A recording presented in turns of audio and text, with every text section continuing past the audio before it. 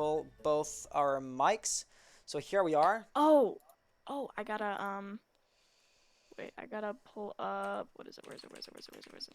Let's see if the Parsec. players are ready. Are they ready? And we do have a couple of followers. McKK95, thank you for following. No, we're not ready yet. I need to look up Parsec. Am I gonna be getting onto your computer with Parsec or Discord? Parsec, yeah. Okay. 6th gen, 7th gen, or Seventh. 7th gen? 7th gen? Do you have to ask for connecting. permission to join? Because I think you're good. Yeah, I think no, because it says it's connecting to host. All right, good. So the players are all in the game right now. They just have to finish up booting or starting their anti-cheat software, and then we'll be good to go. So it shouldn't be too long. I will just take this time to make sure that I'm recording the audio properly. For example, this right here. All right, level or. So this is good. Not allowing me to connect right now. It says connecting to host and it just won't connect. All right, well, because I mean, if I do mess around with my computer, this will affect your face cam. You weren't approved. Make sure your friend. Okay. So I have to be approved. Yeah, it will. Obviously, it will be messing up your face cam right now since I will be using the screen. But there you go, just approving. Alrighty, thank you. Right this instant, and let's open Skype back up, and we should be good with your face cam again. So yeah, I know ESL wire can be a pain in the butt, so this is why it's taking them a bit of time. Oh god, is your face cam's kind of lagging? I hope I'm not overflowing the my network. Nonetheless, we're waiting for one, so take your time. If y'all need to restart, that looks good. Will there be face cam? Yes, there will be. Not during the actual stream itself. This is ESL doesn't want us, and the point of doing the Go4 is to let's say present the players. So in a competitive scenario, to have the caster's face cam in the stream doesn't make too much sense. But before the game starts, yeah, sure, we can. We currently do have the faces. There was one thing I wanted to check, and I can do it right now without affecting the stream. We should be good audio-wise for the replays.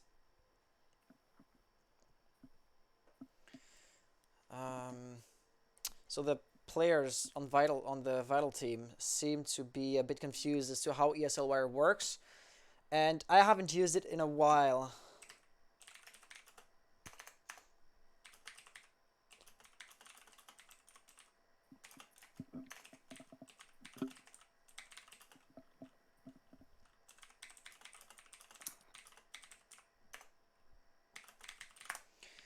Yeah, so they were asking about, like, but I think they have to do so.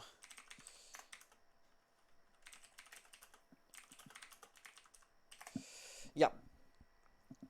Oh my god, it's a brick wall. Yeah, the, ready hands, alright. So, the players are ready. Alright, good luck and have fun. Let's start up the game. Get good luck, boys. Into the competition overlay, and right here what I'll do on this computer is just have, excuse me, oh, first of all we come in here, goddamn, windowed, there you go, this and that. So are you good? I am. Alright, well then I will just let you cast this while I reset the band operators overlay. There you go. So, alrighty. Have fun. So yeah, so we are starting on Fortress. Or what is that? I can't remember. It's Border. Yeah, my game is in French. It's Border. Okay, it's Border. That looked like Fortress. I don't know what. It's not even in the rank pool. Okay. Anyways. Yeah. So we are starting on Border. So we looked up the stats for this map a while ago. Okay, so we'll just go over that once more again. You know, Border is more of a defense. I mean, the game itself is more of a defense-sided map. So well, defense sided really in general, but yeah, so this map is a little bit more defense sided, but overall, I'd say, I mean, attackers do have a pretty good chance on this map, so I'd like to see how these guys can play it out. But so far, we're gonna have a Monty, Blackbeard, and a Mira be banned. So yeah, Mira is definitely a vital operator for the defense. So it's good that the attack could, logically pick that out, as well as the Blackbeard. The sandwich window on Armory, as well as Archives, is a pretty hefty feat for Blackbeard. So it's good that they were able to take him away. But we also do have a Monty ban, and yeah, Monty's just one of those characters you don't really want to go against. It's he's kind of an annoying character, so I can really understand that. But our last spin will be Maestro, and we do see nobody does want to go against the LMG. I mean, let's be real. That LMG is absolutely crazy. So, all right, well, I was we are just going to be going in yeah. 16 by 9 aspect ratio again. This is much more beautiful for their audience. So yeah, letting you continue. All right, so ooh, on the topic of border. I'm actually wondering, do you enjoy attacking on this map or do you enjoy defending on this map? Because I know you do play Rainbow quite a bit. You were just having a stream, that land stream that you were doing on Rainbow. So personally, yeah, a little bit of a personal question. Do you prefer attacking or defending? It's really interesting of a question, and it really depends on the play style. So let me just answer this with a really, really long-winded explanation. When the game started, I really hated defending because you felt the attackers preparing their attack, and you felt the metaphorical noose tightening around your neck, and I really hated that. But since I think I prefer defending a bit more, because as an attacker, you kind of expect to be a gun aimed at pretty much every doorway and window you have to go through, which is very annoying. So I'd say as of right now, I don't have a definite preference, but I think in this map in particular, I would prefer defense. So that would be my Yeah, answer. yeah, I definitely would have to agree with you on that one. Defense is a lot more preferable for me. I mean, attacking can be fun if only if you're really like beating them like crazy. I mean, I can only I really can't imagine like because usually when I play this map I'm usually more of a support player, so I have to play with the team and it can be really hard to coordinate a type of push on this map because again it is very defense sided and before you know it half your team is gone from you and you can't really set up anything too viable. But yeah, it's quite a map regardless, would have to say. So here it seems as if the first push is going to be coming on Office, and Echo would be on the drones, Mute, played by Chromac, will be in Office itself, and defending the attackers, but the first kill seems to be won by Trinks, playing Jaeger, roaming somewhere around the first floor. Just as the push itself is going to come in, you already know is taking intel, and Chromac apparently has pulled back a bit. The roaming on the first floor has been dealt with, so Trix is now gone. One life for one life. Both teams still have 4 players up. And the push really seems to be coming from this side rather than the CCTV and then the armory itself.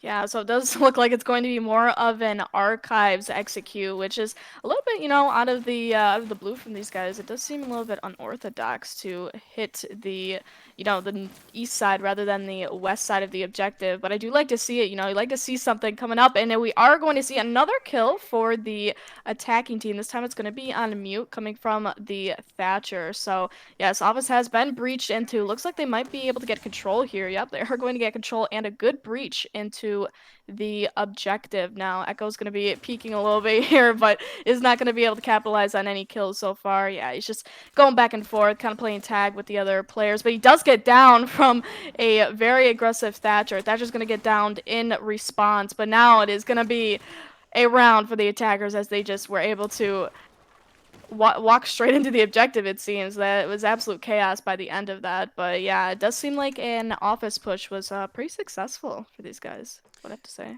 Yeah, as you were saying, they walked into Office they took control of office, and from there they just walked into the objective itself. I believe it is called in English archives in this case, and it worked perfectly. So the roaming game wasn't too strong there, and not that it would have mattered much because as the way the attack was set up, they weren't too vulnerable to any kind of roamers. So Jaeger survived downstairs a bit longer. He wouldn't have had much of an impact on the game. And yeah, it really came down to individual firefights. I don't think that there's much more to say about it because at the end of the day, the defenders lost their firefights, leaving them in an ever increasing numerical disadvantage. That's Yeah, I basically cannot agree with you more on that one. But yes, as we do get into our next round, get a little bit underway here, we are going to see a little bit of a different setup from credit catchers now. It is going to be taking away the Bana and putting in play a Capital now. So I think Capital honestly could have a great impact on this round, especially with the firepower he brings in, you know, coming with the LMG. Not sure if he has the LMG, but most likely does. You know, Para isn't necessarily a a preferred gun option for most people, especially, you know, in my perspective, definitely not me. But yeah, he also does bring in quite a lot of utility, you know, a good flank watch possibly, and it is going to be distracting a lot of roamers who might try to flank back to the plant site. And I would have to ask, what are your opinions on bringing the Capital and possibly now here at Zofia? That's really interesting. So the cup itself, first of all, is a very good area denial. So should you plant the diffuser and put a fire arrow in the doorway, any roamer will have a terrible time coming back on OBJ and taking control over it. Zofia is a bit more of an interesting character since, technically speaking, she brings nothing new to the table. I mean, sure, she opens up walls and the gadget is really good at it, but still, should IQ have the breaching charges, she can open up a wall just as good as Zofia can. So on this side, it's really the versatility that people are going to be looking for. As Trippin here gets a first kill, IQ was pushing into OBJ, and that just did not really work. So yeah, Zofia is really a versatile operator, and the kind of operator that you'd want to have remaining in the team at the very end of the round. So say a Glass or a Montagne alone in a 1v3 situation, you have very little hope for him. But Zofia might just be able to pull it off. Alrighty, this is going to be the second kill for Trippin now. This time it's going to be on the Thatcher, so it's going to be a good utility down for the attacking team. So hopefully these guys will be able to pull something new here because that wall, that armory wall is not going to be opening for them this time around with that bandit trick being put into play. But we do see another kill here. It was on the Jaeger, not quite sure where that was from, but the attackers do seem to be pushing up into Red Hallway, getting a foothold into the CCTV as well, which they already did. But now getting a little bit more aggressive on a Red Hallway. This might be switching into more of an office archives execute. So we do love to see it. But Capital is going to be placed on the armory wall now, but with another kill for Trippin. He's just on fire this round with 3K. Wow, he's going off. But yeah, we do see another kill for him, but on the thermite now. So that is all hard breaching capabilities down, and another kill now for the attackers. But this is getting a little bit more aggressive for these attackers. But once again, more kills going back and forth. Yeah, this completely going back and forth for these guys. But it is now a 1v2 situation with Capital in the hands of an Echo and a Mute. Unfortunate. With about 20 seconds left on the round, he's going to have to figure out something quick if he wants to be able to finish out the round, possibly get a plant down. Doesn't just look like he has diffuser. It is down, but he was able to grab it, and now he's going to possibly put down a defuse, but he's got to get aggressive, and he doesn't get the kill because the Echo was able to capitalize on that plant opportunity for him. I really liked how he was able to get Mute down, because would that Nitro Cell have detonated, he was done for. So that was the one kill he really needed to get, and he got it, to his credit. But nonetheless, as you said, Echo got the kill, since it's not that easy to pull off a 1v2 when both of the attackers are actively shooting at you. So, if we want to take a look at the round, how it played out in the grand scheme of things, the attackers, the Vital team, tried to push into from the balcony to Armory. It didn't quite work out. They lost a couple of players. The Bandit Tricksing did its trick. And then at this point, around half of the round had been played. It wasn't that big of a deal, but nonetheless, they had lost a couple of players and they had to come up with a backup plan. This is when they tried to rotate to the office. And the office push didn't work out too great either, I'd say. Actually, the attackers that tried to push there died, basically. Leaving Capital, the only one who didn't rotate, finally with a chance to get in, but it was just too little too late. His plays were solid though, and he tried till the very last second, but it just didn't work out. Yeah, I definitely would have to agree with you on that one. But we're going to be seeing a different round and possibly a different outcome, as it is a 1-1 scoreline now for Critic Catchers and Vitals. So obviously, one of the teams did something right here as they definitely picked it up. So I'm glad that they were able to do that. But yeah, I would like to see the different possibilities now on this bomb site coming in with workshop and events. So how do you think it's gonna work out for them? So it's really interesting because we don't see any of the defenders upstairs, so we can see the orange silhouettes through the walls. Oh, and the wall bangs here, almost getting the first kill. But yeah, nobody's going to be defending upstairs, so this is very interesting. They reinforced both hatches.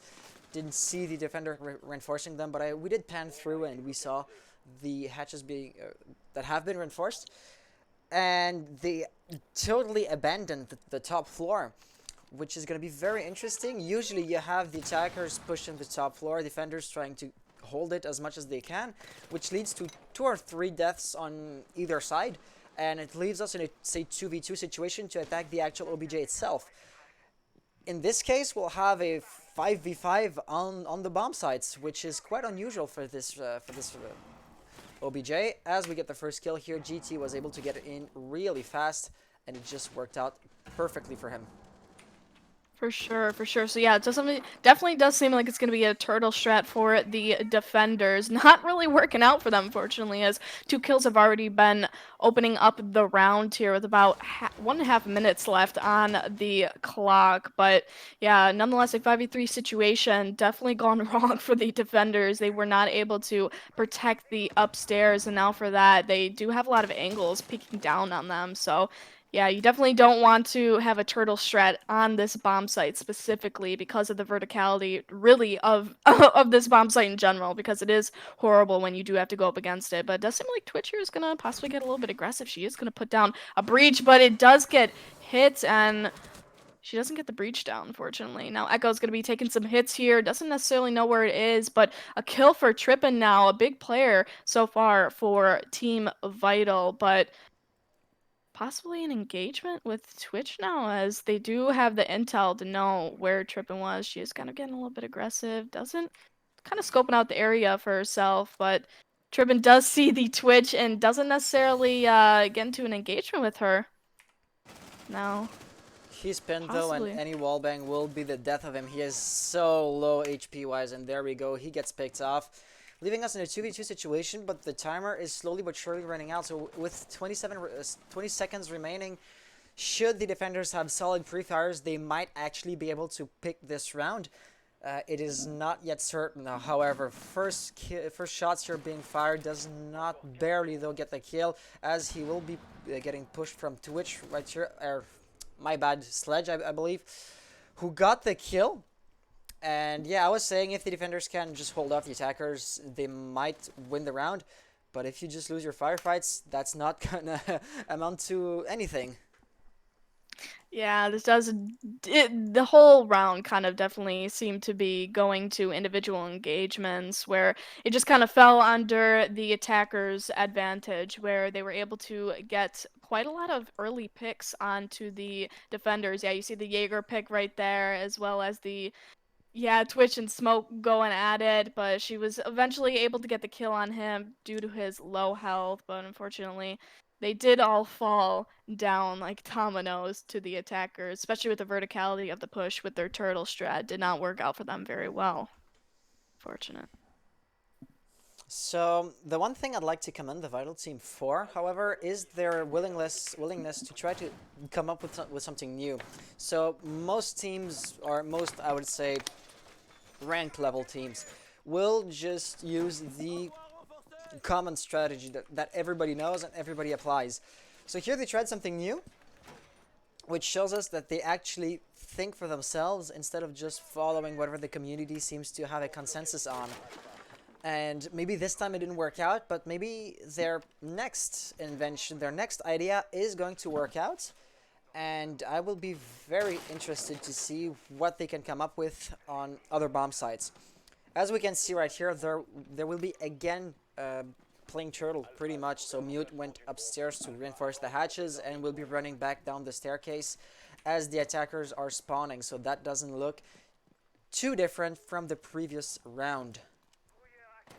Yeah, the old saying does go, if it ain't broke, don't fix it. So credit catchers are definitely trying to, reuse the strategy that they pulled out last round, coming with an overwhelming verticality force that they were able to assume. And I mean, hopefully it'll work out this time around for them as well. It doesn't seem like, yeah, it does definitely seem like a turtle strat for these defenders once again. So hopefully, if they change something around, maybe they might get a little bit of a different outcome. But these guys actually are, yeah, it does look like actually a couple of them are roaming. It seems like Jaeger and Pulse are roaming, but only on first floor. So no real second floor take here. No real presence of roaming on second floor. So might still go down to the attackers. We'll have to see as the round does play out, though. So with about 2 minutes left on the clock, Habana already is taking up her presence in the top floor now in Armory. We do see a Buck as well as an Ash. Basically the whole team is has formed up on the second floor, which is definitely,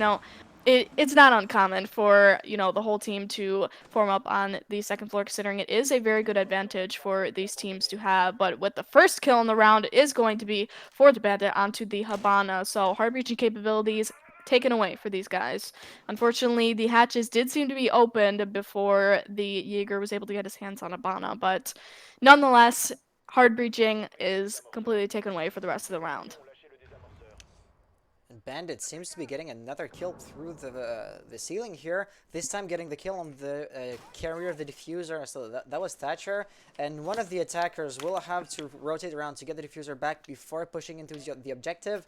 I mean, there's still a minute remaining, so that shouldn't be the difference between a round one or a round lost. But nonetheless, Cardio here will have to to sneak a bit or to strafe a bit to the right for 2 or 3 steps before jumping down, as it seems to be his likely point of entry at this point. No defenders seem to be knowing where he is, and it doesn't matter much since Twitch and Ash will just be running into the objective, getting a kill each, winning the credit catchers another round.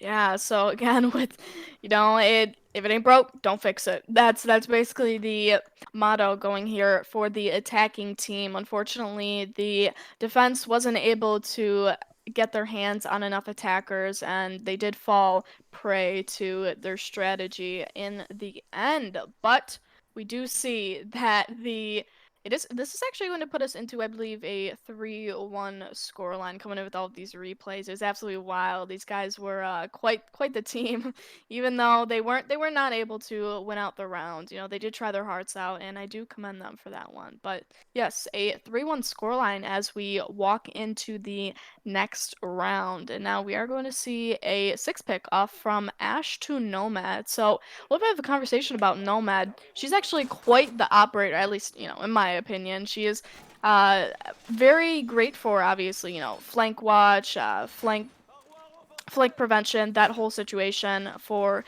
trying to keep off of the defenders from a post on second floor, or maybe even a plant if it does come down to it. So what are your opinions on bringing all of these utilities, especially with now the roam clear, the offensive roam clear with Jackal?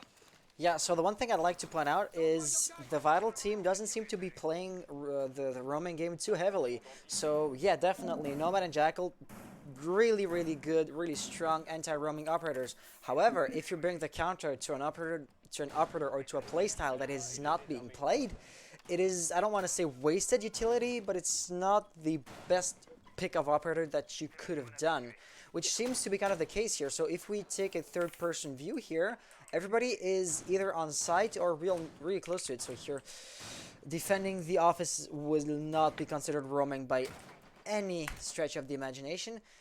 So Jackal will have a really tough time tagging any feats. As I say this, however, Trixon Jaeger is going to be roaming, so he might be the one exception to this rule. Nonetheless, taking two operators, two picks, just to counter the one on the defensive side, might not be the best idea ever. This will leave them a bit short on the actual push on the objective itself, with only one Thermite and a Thatcher. Should the Bandit Trixing, hypothetically, game be really strong, a Hibana or a Maverick could have been really good to help out if you put a charge and a Excairos on both walls. He can't Bandit Trix both of them, right? Nonetheless, it won't be a factor too much here, as the wall will be opened up really quickly, leaving a Chromac here in more or less of a 1v3 situation. We can see 3 attackers will be coming in. He will have some help from Echo, but Echo can only feed him intel. So firefight-wise, gun-wise, he'll be winning a 1v3. Yeah, for sure. So, yeah, we do see Kaid though. I do like the fact that he is playing the DMR shotgun because it does give him a little bit of advantage. But our first kill is gonna be going down this round for Bandit. So that armory wall is definitely not being protected anymore, especially because that Kaid is having a forward position in office. But more kills going down for the defense team now with a 3v4 situation. Vital is they do have the upper hand right now.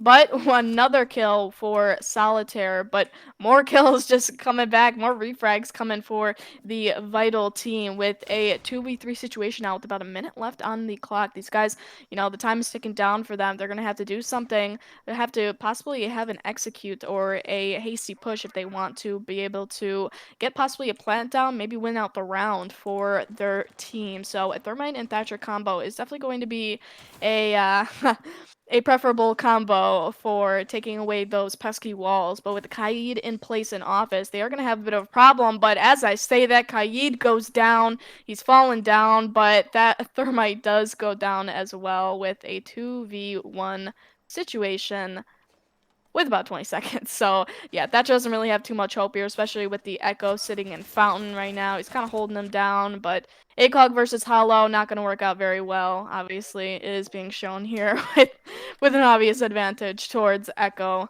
About 5 seconds. Nothing too much for them anymore, yeah. Trixon's going to take out the final kill for his team, and that's going to end out the round. So, yeah, Vital did take that round. That was actually quite the round for them, I'd have to say.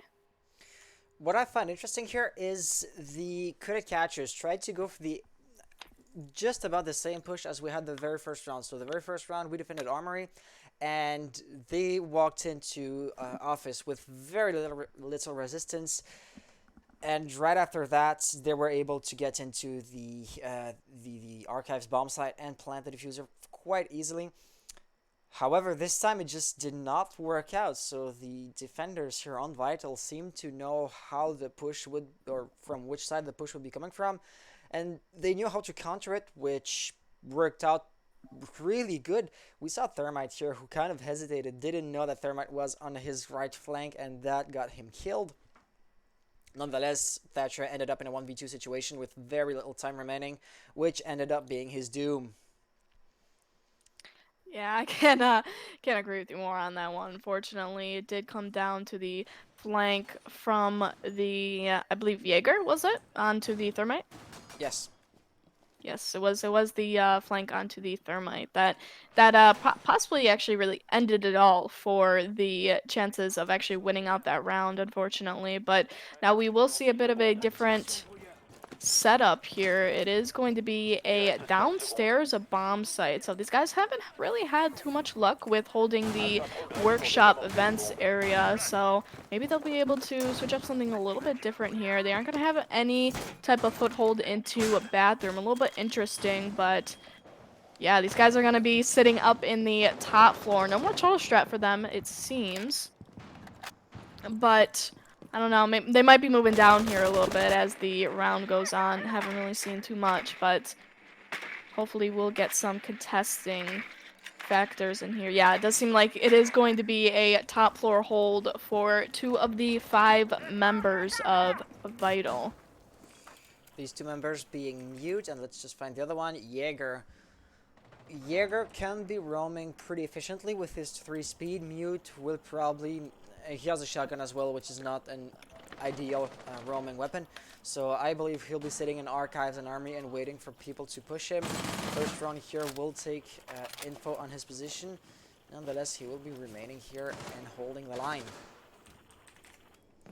For sure, for sure. So, yeah, we are gonna, yeah, we aren't really gonna see very much of an aggressive push towards top floor. We did obviously see the Thatcher droning it out, so these guys might actually be going for a more methodical push onto the top floor to get control of one of the most important factors of a possible win in the round. But yeah, it doesn't really seem like too much aggression is coming from the attacking team, which does seem like a good chance for the defending team to take advantage of. And yeah, as we see, Ash is only going to be really holding more of a passive angle onto archives, but C4 is going to be thrown. Nothing's going to be happening to that C4. It does seem like it might be pre-placed, as Mute does go back down to the first floor with Trixen left to have to defend himself in the wake of those attackers' aggression. So, yeah, he's going to get into an engagement, and he does lose it. 5v3 situation, now a 5v2 situation. So attackers were still able to get the kills, and they won that round in quick succession. Wow, that was crazy. That happened all too quick. That went so fast, we didn't really know what happened here. I know, I know. I couldn't even really see what was going on half the time. That was absolutely crazy. So, yeah, that was a pretty great round for the attackers. I would have to say, you know, they were able to play it a little bit more methodically this time around, hold a little bit more of a better angle, and they were, yeah, they did put on the aggression in the later half of the round onto top floor. Did take their advantage and just caught really the defenders with their pants down, sitting in workshop. So. Yeah, with the Jaeger and the Mute gone from the top floor, the attackers knew that they had the complete advantage, played their confidence well, and they literally walked down the hatches and said, "I'm gonna get the kills. I'm honestly gonna push in, and we'll take control of this." And that's exactly what they did beautifully. And apparently the Vital team was not able to contest this claim of just walking in and getting the kill. So this is going to be the 7th round now, therefore giving us the wolf swap. Let's see what kind of strategies the credit catchers team will deploy that the Vitals guys did not do. For example, right here we're going to be seeing a Valkyrie, which has never been picked by the Vital team. First, Black Eye will be going in the office. However, in that dome, it might have a bit of a tunnel vision. We'll probably not see the whole room. The camera will be kind of hidden. However, the second goes here on the monitors. And the final Valkyrie cam will go outside. There we go. And will she remain in CCTV, or is she going back on OBJ to not be roaming? Answer seems to be the first of the options. She will be holding up the pressure on security room. Sledge is droning right here, but you already know. Quite didn't see her. And this is going to be a nice play here. So she didn't get any kills, Valkyrie, obviously. But the attackers will believe that there's somebody in this objective, causing them to keep on using time and resources to drone her out, find out where she is. And they're just chasing a ghost at this point. This is kind of wasting them a bit of time. So yeah, these guys actually won't be wasting too much time, as the aggressive peek from IQ is already going into CCTV with not necessarily knowing that Valkyrie's presence isn't there anymore, but yeah, they are going to be watching their angles, as they do have to play a little bit more cautious, knowing that the Valkyrie at least was once there. But it is going to be a kill for Valkyrie, as she does play a little bit more aggressive with that cam spot.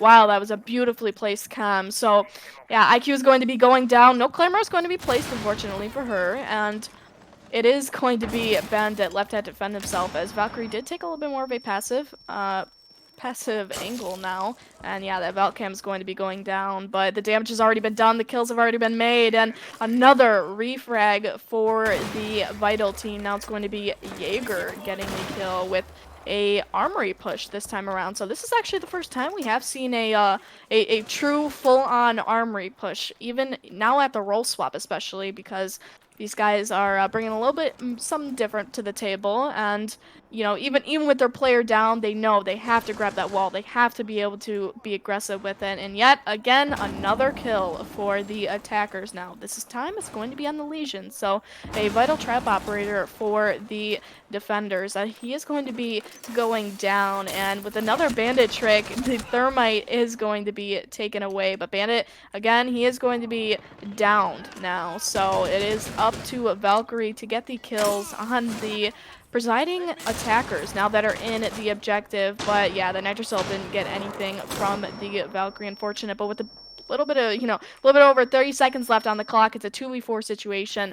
It's Echo and Valkyrie. They're gonna have to defend themselves here, and Echo does have chems on the attackers, surprisingly. So yeah, it doesn't seem like Thatcher is going to be putting any of his charges down. So yeah, the plan is just very feverishly going down in the haste of about 10 seconds left on the clock. A 2v1 situation, a 1v1 situation now. Odds are completely even. The diffuser is down. It's up to Sledge to have to defend himself. And he's going to have to push that Echo here, unless he wants to try to get the plant.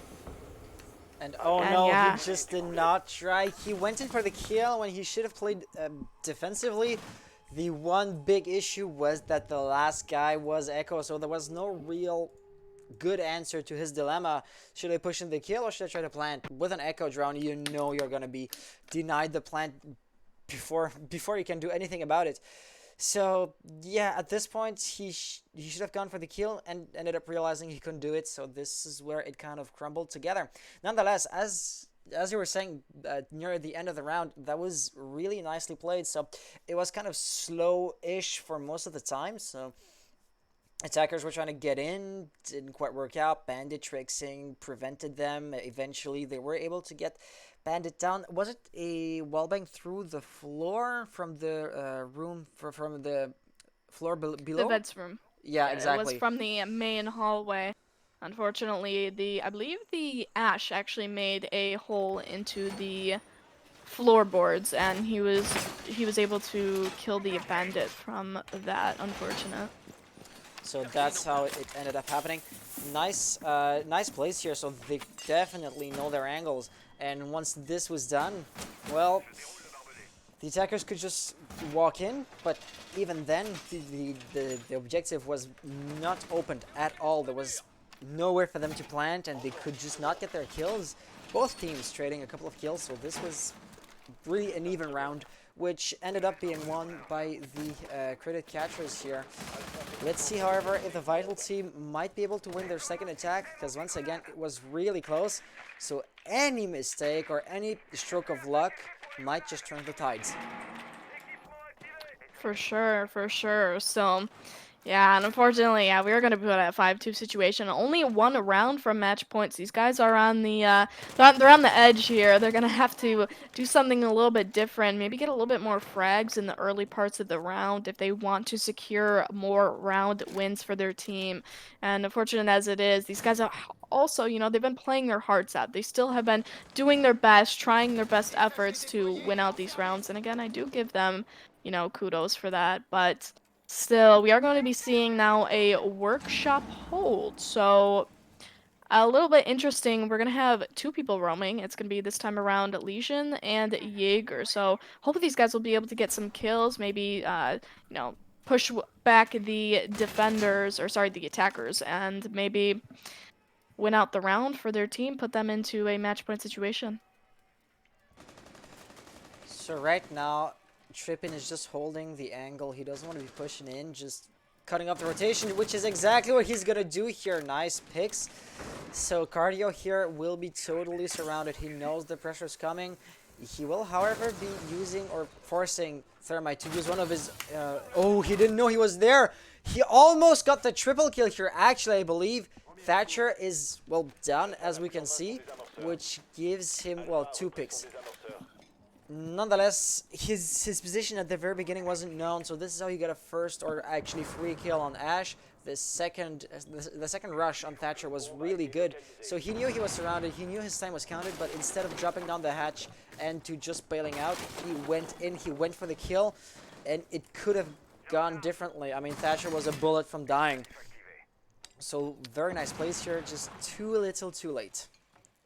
Yeah, so with about a minute left on the clock, these guys are kind of converting to more of a turtle strat situation here, with Smoke being a little bit out in the open. I'm not really liking his positioning right now. He is sitting right in the middle of main hall, so he is very open in the case that the attackers try to push him, but yeah, we are going to be seeing a little bit of aggression from Smoke here. An engagement and a lost one at that for Smoke with the 2v4 situation now. So the odds are definitely in the attacker's favor in the last part of the round. So, oh, a 2v3 situation. We might be getting a little bit more even here with the Kaid getting the kill from the upstairs floorboards. And the diffuser has been picked up, and the plant might be going down here a little bit soon with a hatch drop and a kill for Kaid, or at least a down at that one. He does take the kill, does confirm it, and another kill for Kaid, but more. Oh my gosh, wow.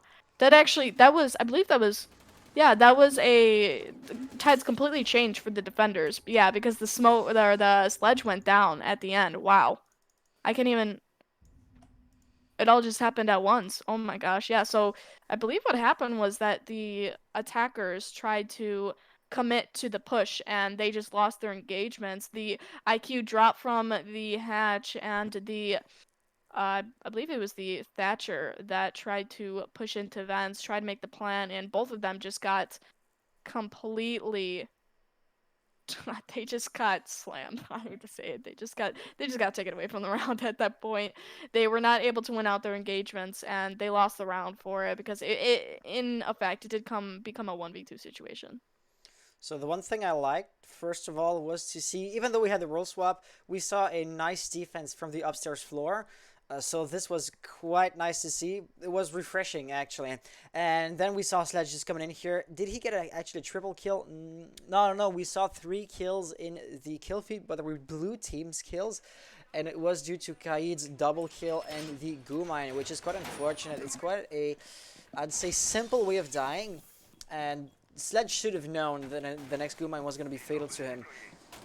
And there's no real counter to goo mines once IQ is dead. You just have to accept that you're going to be taking 10 hit points worth of damage, but when you don't really have this many HPs anymore, you just kind of have to accept your fate, or don't push in, which neither of these options were viable. So this ended up being a no-win situation for the attackers, winning the Credit Guardians the round, and they're now in match points.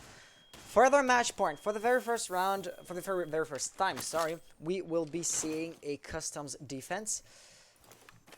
So we don't really have any, say, historical data or any past rounds to show how this is going to be played. As we have one of the players in the defensive teams who will be losing the connection. Cloud crash, so if we don't win, rehost. Okay. So yeah, should the Credit Guardians lose the round, we will have a rehost on our hands.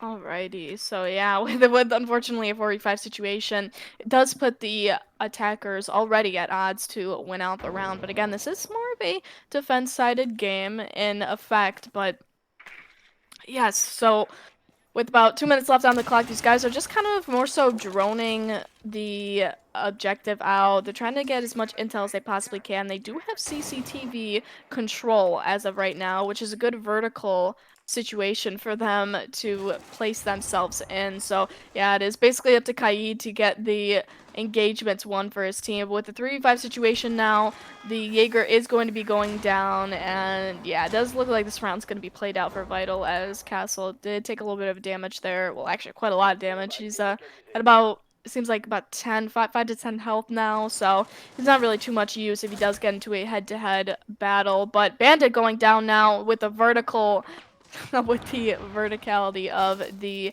attacking team's push here. Now, it is going to be another frag and another kill for the Vital team with now a 1v5 situation. So these guys have a little bit of room to play aggressive now. They're still playing on the vertical angles, which is what we do love to see. You know, they're still trying to cover their bases. They know Kaid is a player that is very, very hard to go up against. He did clutch a 2v4 situation almost single-handedly. A little bit with the Bandit's assist, but Yeah, so is still going to be a 1v5 situation, but he does get taken away, unfortunately, by the Ash that did drop in, and we are going to be seeing a rehost. So, So the one interesting. thing, Yeah. if I can just chime in here, the one thing that I did not understand was why the castle just stayed still. The batteries were being shot right next to him, and he was just not moving. And once the nade was rolling at his feet, he had no choice but to move, which was his doom. But he, strictly speaking, right here, did not even try to defend himself. He was just trying to run away. At the very beginning, I thought he's just AFK, so there's no. This is why he's not responding or reacting. But it just ended up not being the case, as we could see. Once the nade started rolling, he immediately ran away, which obviously was his doom. So this was quite unfortunate, I would like to say. And here we go with the rehost. So the one thing I'll have to Alrighty. admit to... Oh, first of all, let me just fix your cam. Let's do this and that. This should help with your cam. In a couple of seconds, there you go. Yes, sir. And yeah, the one thing I'd like to admit is that I did not take note of the rounds and where they were played. So I know it's a 6-3 situation, but I'm not entirely sure of where we are going to be. So the bans were, remind me, Montagna. We had It Mira. was Mira, Oh, Blackbeard, thank you. Monty, and another person. Maestro. Maestro, yep. However, here we are with my... You're pretty good in English, man. Thank you, Hopsy. So critic catchers. And the orange team is Vital. Let me just invite Cloud again. And JT just sent me a friend request. Let's invite him too. So yeah, I will have to just rewatch the stream to know which round was won where and by who. So this is going to be taking a bit longer than usual. I do apologize for that. I believe the first couple rounds I do have recollection on. The first round was won, I believe, by the attackers. Yeah, the first round was won by the Oh attackers. yeah. It was a armory defense. So So, armory here. Defense being the orange team. No, the attackers won it. They just walked into the objective, if I remember correctly. yep, All they right. did. And then the second round was a 1-1 split. They went the same place. All right. So So the second round was won by the defenders. yes, and then they went downstairs, and then it started getting rough for them. So they went into workshop and ventilation. Let me just rewatch the VOD because we won't have all of the rounds here. So it was a 1-1 situation. They were for the third round downstairs, and that did not work out for them, if I recall correctly. Yes, so we were 2-1. So that means blue team won the third round. Yeah, Good. man, his PC just crashed, so. Yes, sir. That's unfortunate. So obviously you can't hear the game chat, but the PC crashed. That was sad. So we went downstairs again. Yeah, fourth Yep, round. they went downstairs again. The fourth round, it became a 3-1. So Yes. So blue team again. Yep, blue team again. And then orange team won. Yes, then orange team won after. Because they went up, I think they went upstairs. Yes, again. yes, this was, we were in armory again. So 3-2 situation at this point. Armory 3-2. Imona switched the team names because we were defending.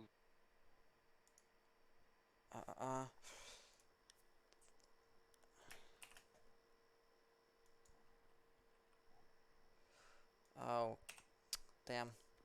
I don't recall what their gamer tags were. I'm quite tired. Sorry about that. I try to not let it show, but it affects my short-term memory. I can't recall anything. Alright, what are you trying to recall now again? The gamer tag of the opposing team. So if I just add Cardio... No, Cardio is already here. You already know. I could add him as a friend. because I'm trying to invite the credit catchers guys. They had sent me the friend request, so I just accepted it and invited that player immediately to the game, which led to me not actually remembering their gamer tag. Quite unfortunate. Chromag, Tricks, they're here. Chromag 1, let's invite him. I'm looking at the VOD and remembering which gamer tags they had. And yeah.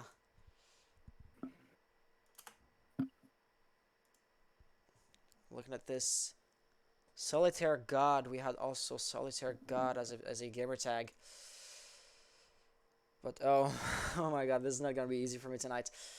I think I won't be staying as late as usual. Gotcha.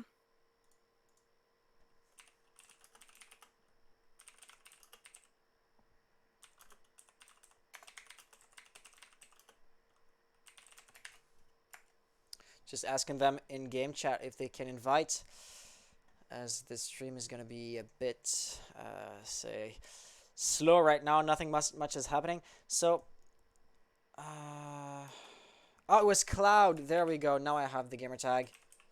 Cloud. There we go. This was the gamer tag I was looking for.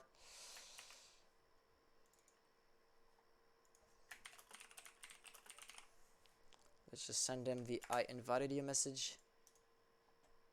Should be joining shortly. Yeah, sending him a DM will help me remember his gamer tag, because I can just look up my DM's history and find him this way. Yeah.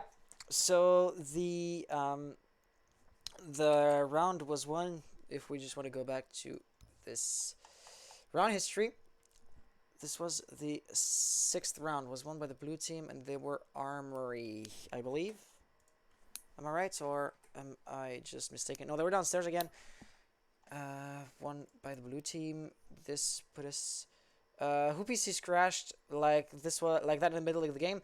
It was one of the credit catchers guys. I don't recall which one it was, but it was one of the blue team. We were up 4-2 at half, and then won 2 defense rounds straight, and then they won against us in customs. So. All right, 3-2. Species crashes like that in the middle of the game. Yeah. I just saw that. Alright, so yeah, he must have a really. So the only defense rounds they won against us were in Armory, horrible. and then we beat them every event round that they went. So let me just make sure. 42 at the 7th round. Yeah, blue team 1, 2, 3, 4. Yes. And so the 7th round, the first round where they attacked, the defense won. So the 7th round was played in Armory, won by the blue team again. It was a 5-2, then 6-2 when they went first floor, because they couldn't go upstairs again. Like so. No, they went here. 8th round was won by the defense. I really can't focus right now. I'm so sorry. Yeah, so it was 6-2. There you go. Because the guy, you didn't hear it, but he just told me everything in voice chat, and yeah. So there was a 6-2. This was the 6-2. So 9th round, and so we went customs this time. This was the first time they went there, and the orange team won. So 6-3. Let's make sure the blue team appears 1, 2, 3, 4, 5, 6 times. Wait. So this was which round again? 6-2, 8. So this was the 9th round. We have one round too many. Yeah, like so. Okay. So just to be sure. Once again, blue team appears 1, 2, 3, 4, 5, 6 times. Orange team 1, 2, 3 times. Good. Let's also put the game in English for the viewers who don't really understand any French out there. and for you as well. There we go. This should be easier for you.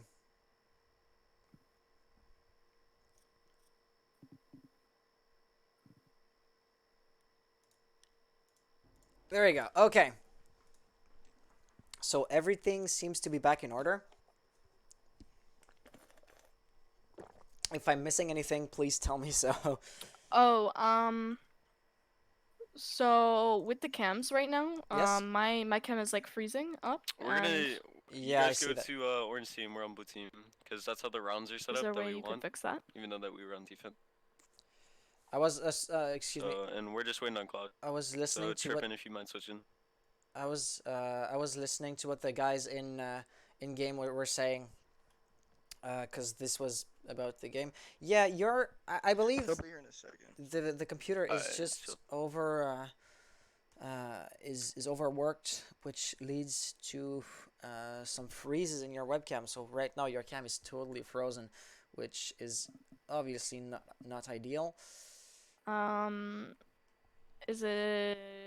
Would you want me to restart the No, it's not on your call? end. It's my computer. So doing the screen share plus the camera and everything is not gonna be easy for it. So yeah, my CPU is capped at 100% with OBS and Skype. We're Is there a ready. Just make possibility sure you like know what? one of your bands are other set and all computers? that.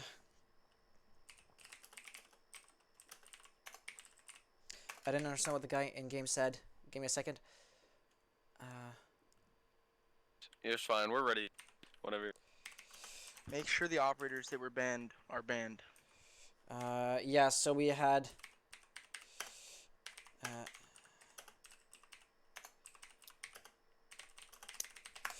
Yeah.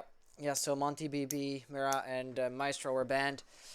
Good luck, have fun. Yes. GLHF, and let's start this up. Let's get back here. And Skydark Slime, how are you? How are you doing? Hello.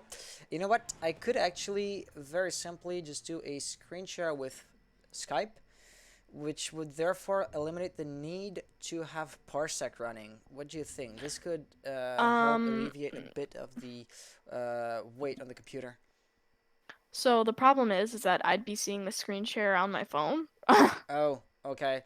Yeah, because right now the CPU is locked at 100%, and that's causing the issue. I could try something here. Oh, I think I know what happened. I think I have a clue as to what's wrong. Yeah, Dark Slime, everybody. So I'm keeping an eye out on the chat, but no, it's on NVENC. Why is it not acting as if it was the GPU that had the recording load? Whatever. Let's just work with it, because right now I am. I'm not. I don't have enough energy to deal with that right now. Really sorry, I'm cutting corners. I hate doing that, but if I overwork myself, I will just start speaking gibberish. So if you would like to, you can just take away my we can just work it off of no face cam. Yeah, That's sure. okay. Let's do that. I think this will help out a bit. It's sad that we have to downgrade like that, but yeah, we'll get it working. The one thing also I've noticed, and I didn't really have much time to look into it, the replays seem to have no sound on them, which is unfortunate.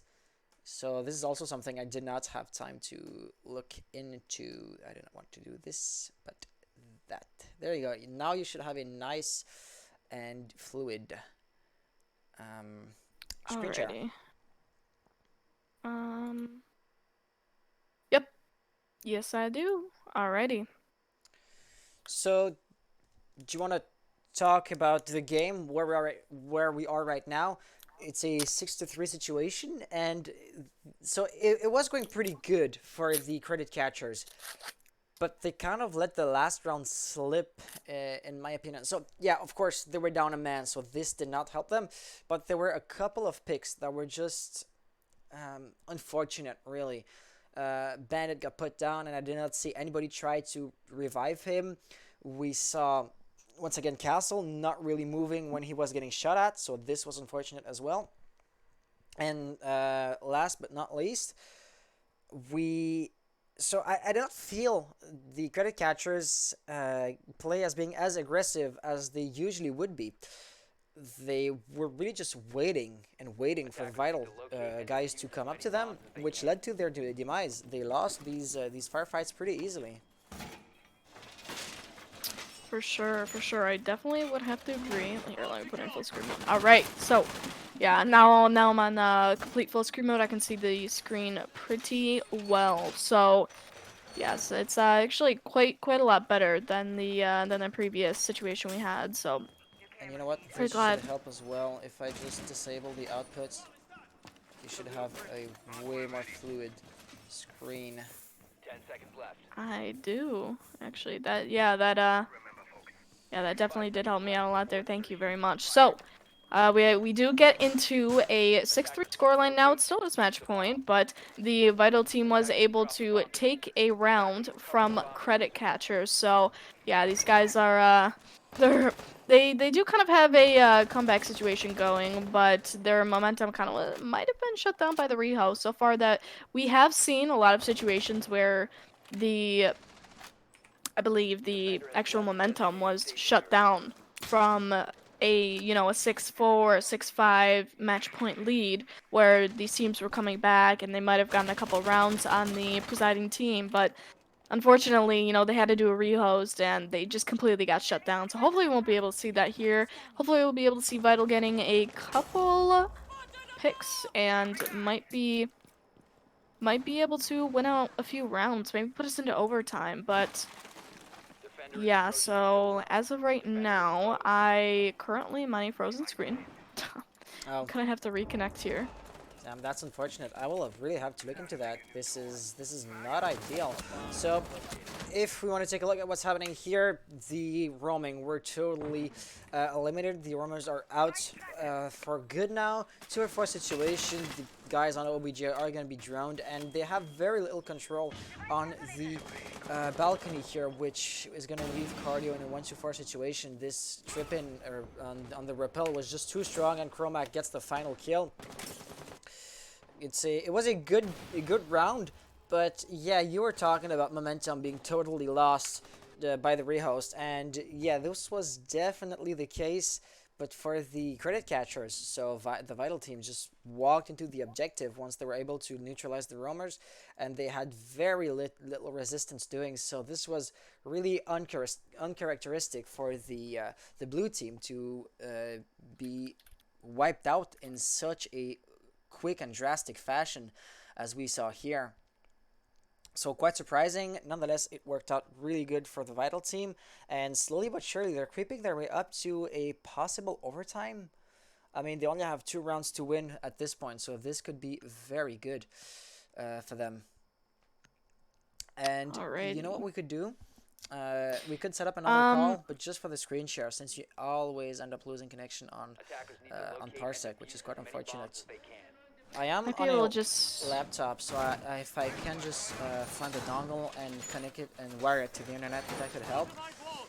But yeah, do you want Actually, to you know what? If it is all right, I would just like to.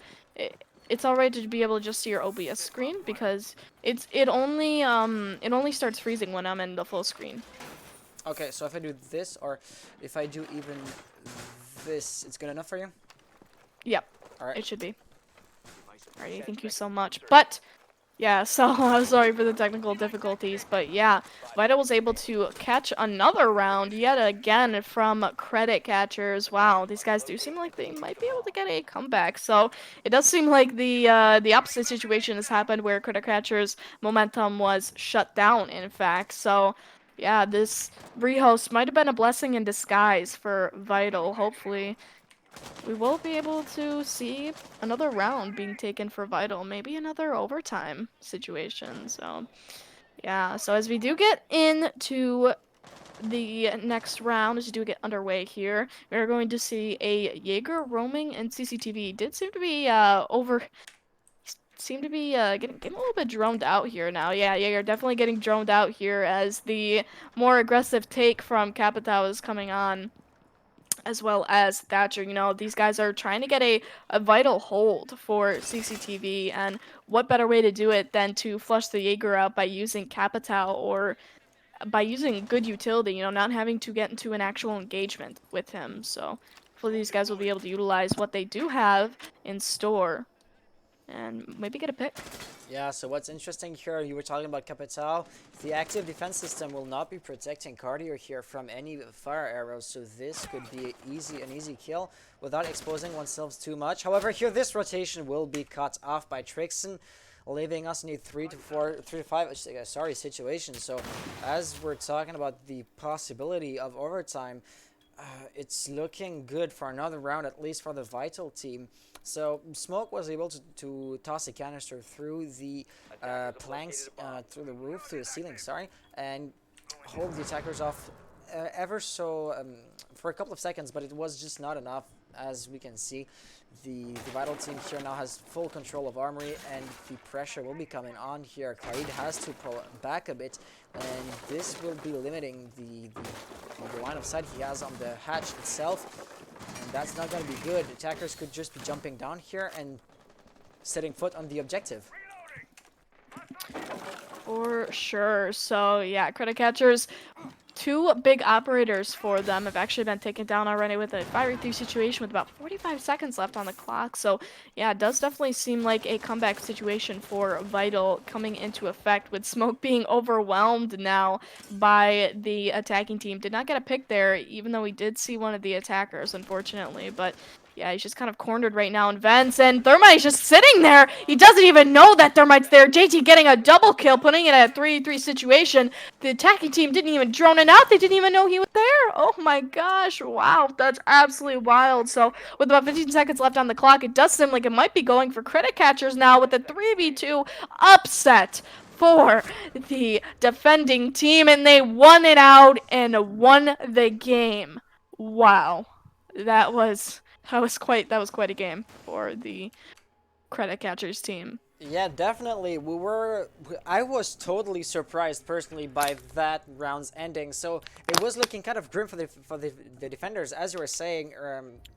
Verbatim, Smoke, sorry, is being overwhelmed. He had people over him. Someone, I believe it was Nomad, was at the window. Thermite coming in, creeping up behind him through the door, but they did not know he was there. For some reason, he had not been drowned. Buck Sledge did not see him there.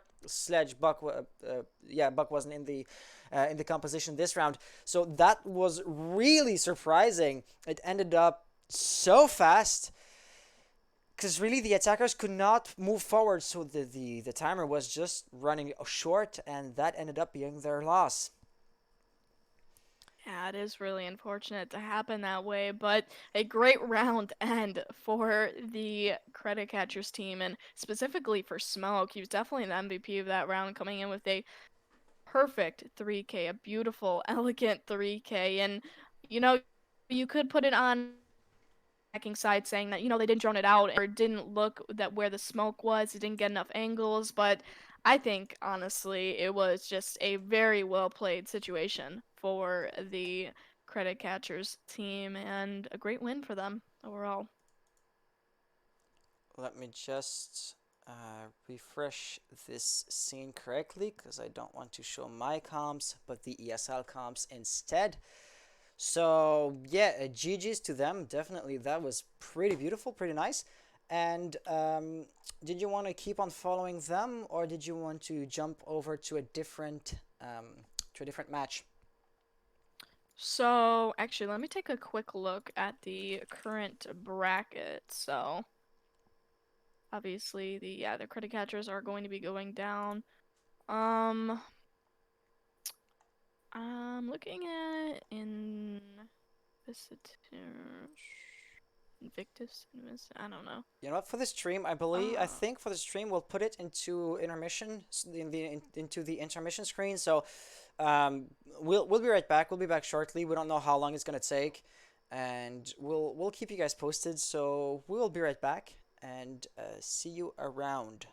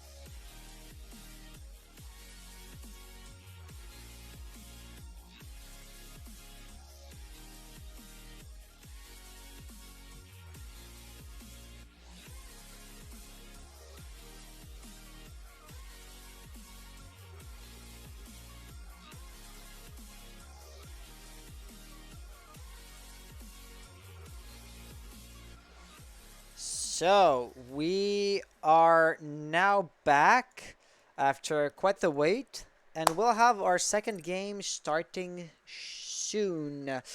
So we have the unfortunate timing against the Charm Steelers. Teams, the map is going to be Clubhouse, best of one, obviously, and all of that good stuff. The players are currently joining in. Let's talk to them a bit. Hey guys, do you know which team is going to be attacking and defending first? We'll defend. All right. So Charm Stealers will be defending, I believe. Gunnar BS affected FA. Yeah. So that would make us. That will make the blue team the unfortunate timing.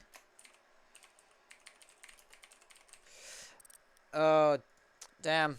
I can only call them unfortunate. Their name's too long. And the other team would obviously be Charm Stealers. It's Gunner says go us, go us. Chap Penguin says invite us. Yes. Yes. Chap, there you go. Alright. Hey there, chap.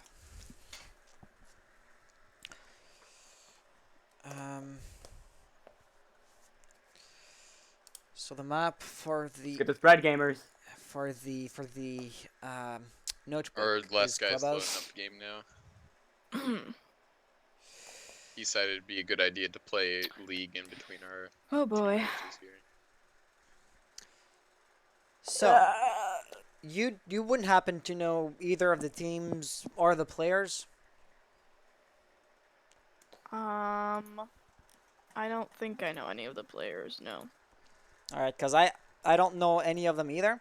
So it's unfortunate because we will not have any idea of how good they might be, or we won't have any predictions or expectations or predispositions towards any of the players right here. Well, all we know for sure is their seeding. So, unfortunate timing seeding, I believe, in this was 65. Yep, they were seeded 65, and Charm Stealers was seeded first. Yeah. So, all we know basically is that Charm Stealers, statistically from the seeding, is a better team. But we haven't seen any real gameplay. We haven't seen any real skill, show off of how they really play together. So who knows? Yeah, and I couldn't tell. I don't suppose you know either how they seed the brackets. So they have some sort of algorithm somewhere that determines how good a team is. But is that algorithm reliable? Would be the base question to know how reliable or predictable the seed is. So that would be an open question as well. Yeah, I mean, I'm not actually quite sure because all I know is that as for the it probably actually goes off of past previous games that they've been in, Yep. the previous cups that they've been in. I can only imagine that it's by that. I haven't really seen it. I mean, so far in their past cup, Charm Stealers, I believe, they won 4 games. Okay. So, I believe they got that's 1, 2, 3, 4. They got to round of 16 last Go4R, and that was 176, which was the one actually, I believe, that we streamed together. Yep. Yeah, 176. So, yep. yeah, so they actually got defeated by, let's see, by Yikes. They lost to Yikes in round of 16. Well, if they made it to quarterfinals, that would be pretty good. Yeah, in Murder. Yikes consists of Goddess, Foxy, Fuya, and Merc, and Yoga. So those are actually 5 pretty notable people. yeah, losing to them is no disgrace. Yeah. Definitely. It was actually a 1-0 win, so Yeah, so there must have been a type of protest going on. Okay, so that might not be actually as telling of the actual skill of the players. I mean, should someone just have not run Moss, it could offset the balance of the actual player's competence. Maybe. For sure. Um, Yeah, so I mean, so far these guys do seem like a pretty decent team. Considering that they were placed His game just loaded up. first seed, but so far both of their wins have been from defaulted wins. What up? Let's They go! have Oh, won boy. 1-0 in both of all their right. Let's round go, Good robin. luck. baby! Have fun. May the best team win. Sorry, I totally cut you off there, but they were screaming. go, at the baby! mics. You're good, What it do? They were You still are good. screaming into the mics, so I had to get this game started as soon as possible. This is not a rehost. Why did I check that? Okay. Yeah, and you will want to have this screen right here, I believe, right? Yes, sir. Let me just do the one thing. Let's just put that back in 16:9 aspect ratio as we're now casting. All right. I am pumped up for this game, Hans. You take it away this time around for Clubhouse. All right, so All right. the first ban we're going to have is Maverick. This is quite interesting. There are a couple of notable walls to open up, but when you think of the basement side, they're mostly hatches that you would want to hard breach. So if we want to protect the reinforced walls, Maverick might not actually be the way to go. But if I had to bet, that would be for the exterior walls. By the balconies, Jackal, always a perfect anti-roamer. No matter the map, no matter the bomb site, he's always good as long as he's in good hands, right? So that would be a pretty, I'd say, standard operator ban. Let's see what Unfortunate is going to ban on defense. However, Mira will be unsurprising as well. The one thing I'd like to say is Jackal, no matter... never seen their gameplay, headass. Have I... they must be watching the stream, and I must have cast them before or something. I might have to leave halfway. This is something I'm not really supposed to do. Fortnite tourney starting. Okay, I don't know if he's trolling or not. And finally, we have Echo. So the one thing I wanted to state about Mira is that Jackal is going to be useful no matter what map or bomb site you're playing on. Mira is really dependent on the building, on the environment, since she's directly modifying the environment. And I would say Clubhouse is not necessarily the best map for her. There are other maps where she has stronger placements. So banning Mira is never totally a surprise. But there are also other good operators that you might want to remove. And not banning Mira is not too much of a handicap on this map, in my opinion. Yeah, I would have to say so, but I mean, Mira is actually a pretty big front runner for the CCTV site, and she can be used in the situation of Arsenal as well if you do play her right. But usually people don't choose to play her on the bottom Arsenal site, so she really is only useful for the CCTV site, which is actually really a big site that you want as much utility, as much map bans as much player bans in your favor, because that is such a wall heavy, like breach heavy site that you want everything to be going in your favor. So I mean, I would have to say Mira is a pretty decent pick, but it's not the most efficient pick you could go with. As we do get into the beginning of the round, this is going to be a Arsenal hold, not a CCTV hold, which is a little bit contrary to the, I guess, normal pick that people do go for first, but it doesn't look like Vigil's going to try to get a run out, and he does get a pick from the beginning of the round. That's going to be Thermite going down, so that is a big hard breacher for Unfortunate timing. That is unfortunate for them, I guess you could say, and Vigil just trying to run out and gets another kill. Oh my god, Will he be completely going strong confident. here? A Yeah, third oh kill my here. god, he's going for a third kill. This is absolutely wild, guys. 2 minute 30. 3 people already down for Vigil. He's going wild. Oh my god. And then Jaeger goes out and finishes the round out for his team. That was an explosive first round. What do you have to say about that one?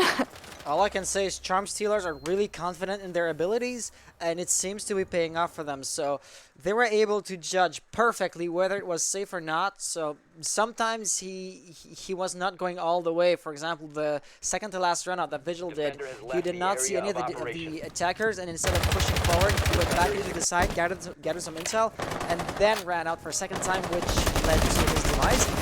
But also led to the end of the round. So here, what I have to say is the replays are going to be covering basically the whole round because it went so fast. The attackers, unfortunate timing, were just not prepared for any sort of spawn peak whatsoever, and of the continued pressure that the defenders put on them. So you'd expect Vigil here to attack, to do the spawn kill, given that he's going to spawn kill, right? But then you would expect him to pull back, to try to distract the attackers, and to play mind games with them, prevent them from pushing into objective. You would not expect such a playstyle, which was ultimately what unfortunate timing was unable to realize. Let me just do one thing here. Let's just put the audio down to 30-ish. That could help, I think, with me hearing you correctly. Alright. Yep. So, the first round was won by a landslide here, which will lead us to a second defense here in Cash Room. So, what is... Oh my god, we already have spawn peaks here, but this time the attackers will be ready for it, and Rook affected got a kill, but Rook tried to do the same, and it did not work out for him. This time we'll know he's there, and he's aiming at ground level with IQ above him, but oh no, she did not prepare for this type of spawn peak. Burrito gets a kill. Laziest Egg is last player alive on his team, and he seems to know the pressure will be coming up on him, and Doc was just not ready for this. Gets picked, but Burrito will get the kill at the very same second. Charm Stealers winning a second round really quickly here. Yeah, I'm not gonna lie, this does seem like it is going to be for sure a 7-0 blowout landslide. Just looking at the first 2 rounds in review, I mean, these guys are absolutely wild with their runouts. They do not care. They will be aggressive as they want. They don't even care that they're losing people. They will continue to be aggressive. They won't even try. I mean, at this point, I would definitely have to say that the attacking team has lost a little bit too many of their fights at this point. I mean, I don't know. It was the first round, you know, they might have caught him by surprise, but after the second round, even after being ready for it, the IQ being able to get the refrag, it's still not enough to keep these guys back. It's not, and while I do feel bad for obviously unfortunate timing, I mean, they kind of are getting taken advantage of a little bit too quick here. But Let's see yeah, this time if the spawn peaks will be the same strategy. So Charm Stealers are relying heavily on the spawn peaks. I don't really know how well they're gonna fare on when it's time to defend the actual objective. For right now, however, we've only seen spawn peaks from them, and unfortunate timing will probably be aware of this by now. So the thing is, if the attackers here from unfortunate timing, if they know that the spawn peaks is going to happen, they might be able to foil it. And then, at this point, let's see how they will fare when they have to defend the actual objective. This is a big unknown for us at this point. Burrito is trying to spawn peak as well, affected, and Discover. Discover will be the aggressive one. oh my god. And he will even be Yeah, running these guys out. are just going absolutely wild. Wow. Oh my god, it's another kill. Rook, wow, he's getting a double kill. This is absolutely insane. This is not unheard of, though. That's the problem. These guys are going absolutely crazy in this match. But they're basically taking it like a ranked match. See, Nomad's going down. She's on the right now. This is absolutely wild. This is crazy. I don't know. I can't even imagine, like, what's going through these guys' heads right now. Like, they just keep on getting slammed. I'm sorry. I'm sorry to say it that way, but they're literally getting their necks broken. I mean, they're getting slammed on their neck. And the camera had not been destroyed by now, so this, I don't want to say simple things, but destroying the camera might at least prevent the defenders from knowing that Laziest Egg is still on the spawn. But he might just be playing mind games here, so if the defenders know that he's there, we saw the Rook runouts. Should Laziest Egg have held a better line, a better angle, he might have gotten the kill here. And now he will do so, but oh yes, he gets the kill. I was thinking he was aiming a bit too high, but he snapped onto to Rook's head here and got a nice kill. So like we were saying, for the first time here, attackers are well poised to put pressure on the actual objective itself. Let's see how well they can play once they actually get out of the spawn. Once they get out of the spawn, absolutely hilarious. So, yeah, I mean, coming in with a 2v3 situation, Charm Stealers are at odds to lose the round. I mean, according to statistics and player count, but Bandit's gonna be hit by the Nomad, and he still is able to get the kill, but he gets shot from the roof by Nomad herself, so it gets put down to a 1v2 situation. Thermite does have the diffuser, so he has the ability to go in and plant, but we don't know if he's even going to do that at this point. He might just try to go for the kill, because you do have the ability to just, I mean, at this point, just push into the objective and get the kill on Lesion, but who knows if they're actually going to do that, considering that this does seem like it's going to be a little bit more of a strategically played round for these attackers, but Legion's putting a little bit more pressure on the Nomad. The Nomad does get triggered, and he does get hit, and that's a round for the attackers. The first round that they have won so far. So, yeah, I mean, wow. I didn't expect the attackers to win that, even with the 2v3 situation, but wow, that was actually, that was quite the round for the attackers. Obviously, it doesn't seem like the defenders are taking this very seriously. I mean, you look at the run-out situation, you see that that Bandit, that, you know, Doc, the Rook, I mean, coming in all with ACOGs, come on, guys. I mean, you guys gotta know that these guys are running out. I mean, let's be real. What's going on? What's going on? So the one thing I'd like to point out here is, and this is going to be a good news if you're a fan of the blue team here, they proved you wrong. This is not going to be a 7-2, 7-0 blowout. And should here this one round have stopped the attackers' momentum, the unfortunate team might have a bit more of a fighting chance on their hands. Obviously, the game is still very early on. We cannot say much to the game's outcome at this point. Is it possible actually to give me a wider or bigger screen onto the yeah, sure. actual... I just want to keep an eye on the chat, so let's do this. Does that go with you? Yep, that's all right with me. All right. Alrighty. Yeah. So, as I was saying, I did not know this camera's placement, and it seems pretty interesting, as it will be kind of camouflaged by the actual metal shelf there. Yeah. So, unfortunate timing might just have stopped the Charm Stealer's momentum here. But it doesn't seem to be the case, so they're still trying to go for the spawn kills, and at this point it is in known quantity, right? So the advantage of surprise will be totally lost, and at this point the attackers' better range will be a blessing for them. So obviously Doc does have the ACOG, but the MP5, by the design of the gun, he will be picked here by Twitch. Twitch gets a solid kill. The attackers have ARs, the defenders have SMGs. AR does have better range performances. So Rook and Duck going down very early on is going to be good news for the attackers as well, as they are excellent anchor players, and obviously by them being done for, the attack on the actual objective itself should be a bit easier. NMW will be drowned out right now. He will fall back on the objective, and Burrito does not seem to have been spotted so far, so he does still have an advantage of surprise, which he seems to be trying to put to good use here. Attackers will be funneling down this staircase, so this would be his chance to creep up behind them, and Burrito is doing just so. Gets a first kill. Will the attackers be able to cut off his rotation? Does not look like it. He took a bit of damage, but he's still alive. This hatch is not reinforced. This is very dangerous for NMW right now, as Thermite will be using an exothermic charge, so he can just shoot it out. Did he shoot it? No, and he pulled back.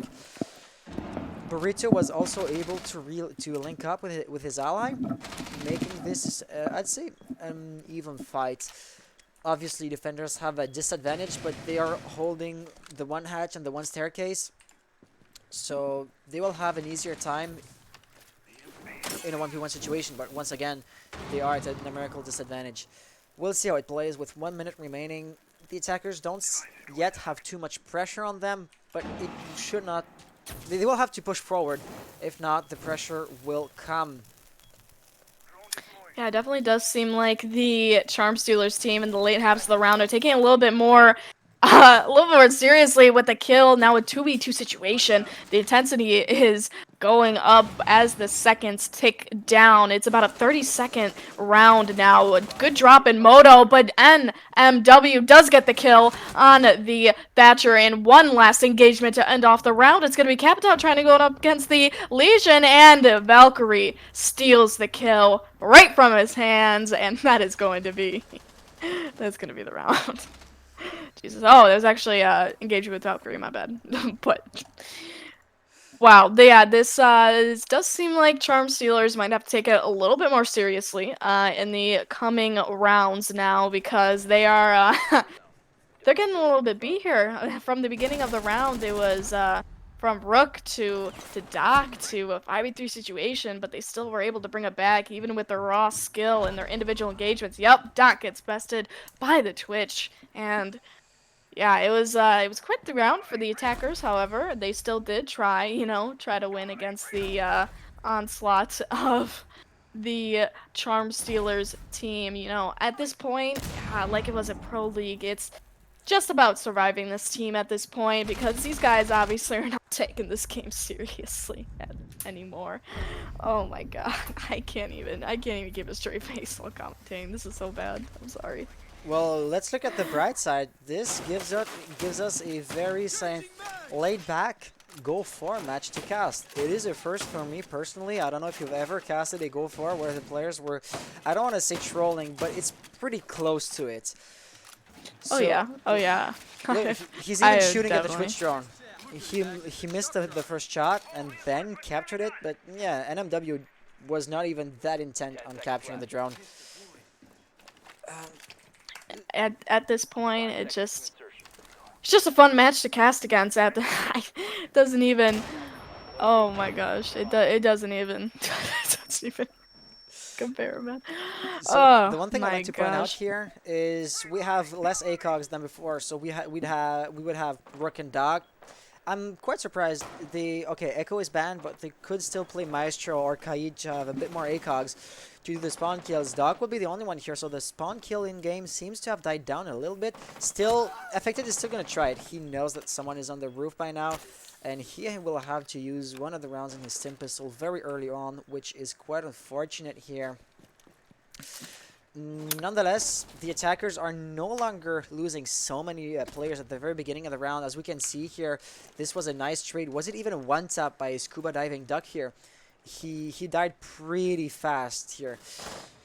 However, his position will now be known, and is it me or will Valkyrie even try to go for the run out? She's right by the window, but can barely not see the Scuba Diving Duck here, Thatcher, right by the AC unit.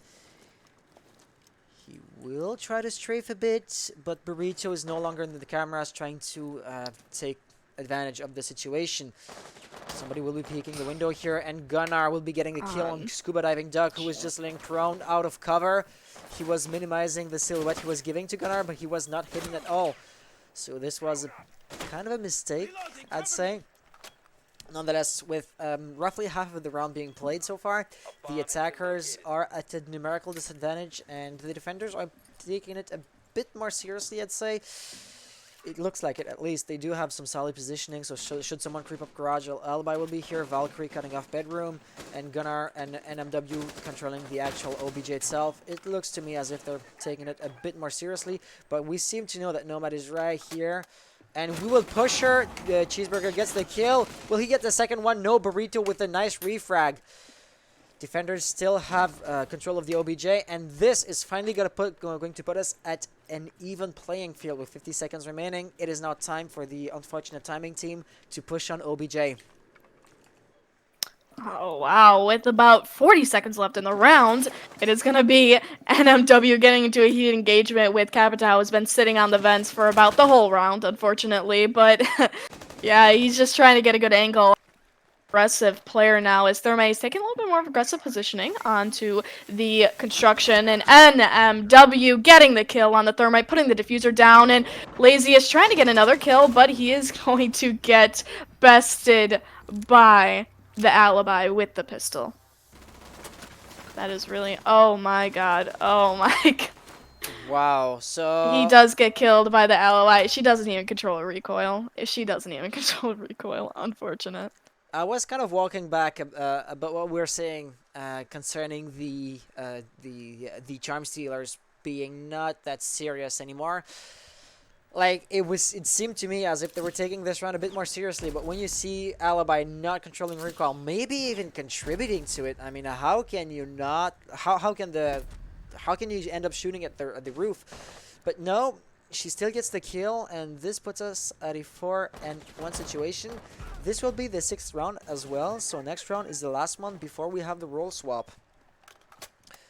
For sure, for sure. So yeah, just looking back at the replays, it was actually a really good refrag from the Valkyrie. She just came in at the right time and was able to get the quick kill on the Nomad. Fortunately, she whiffed her shots, and it was going to be a kill for Valkyrie, but then another refrag came in for Thermite as NMW walked out onto construction, was able to get the Thermite. They had the intel to grab the Thermite, and Capito at the same time tried to jump in on CC, wasn't able to get the kill, and was bested once again by the Alibi with the shotgun.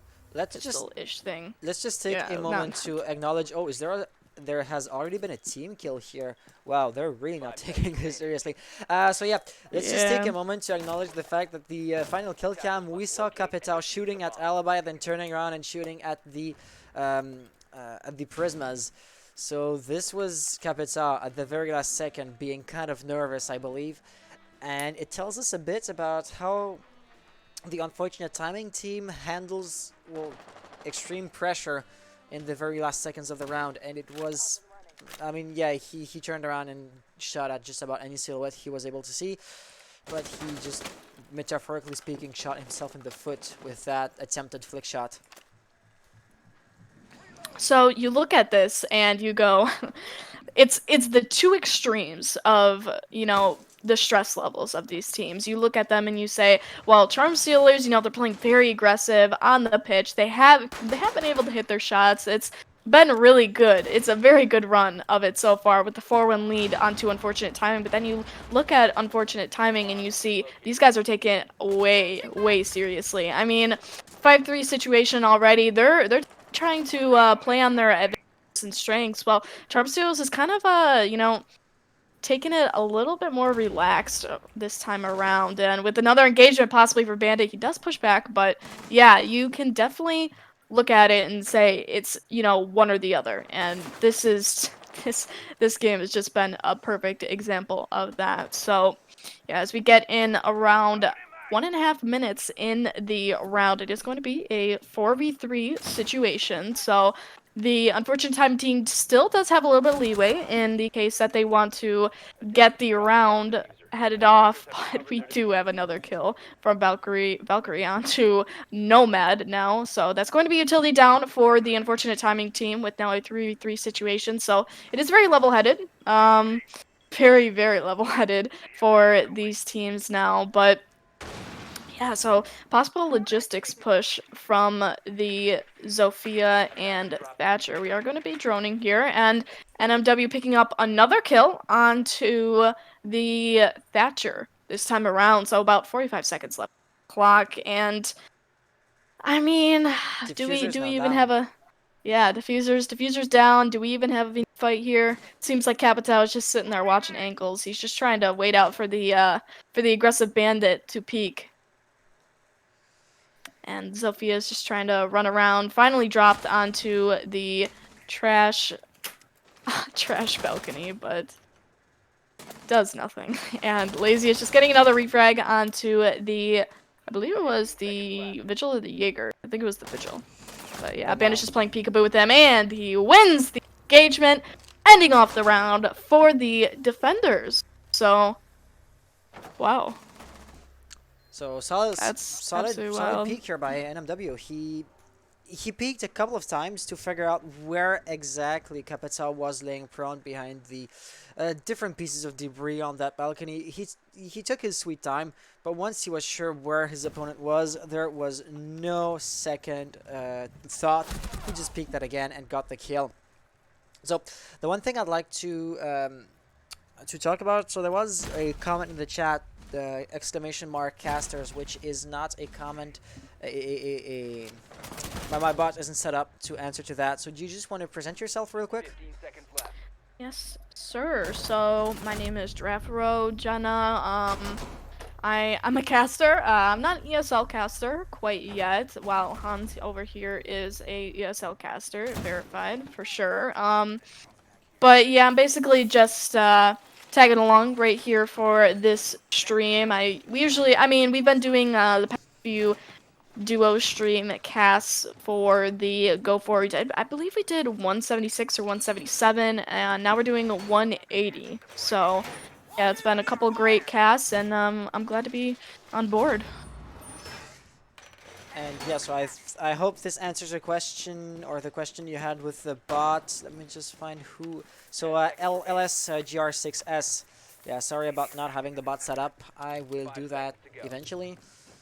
It's one of those things, right? You think about setting up a beautiful stream, overlays, facecam borders, whatever, right?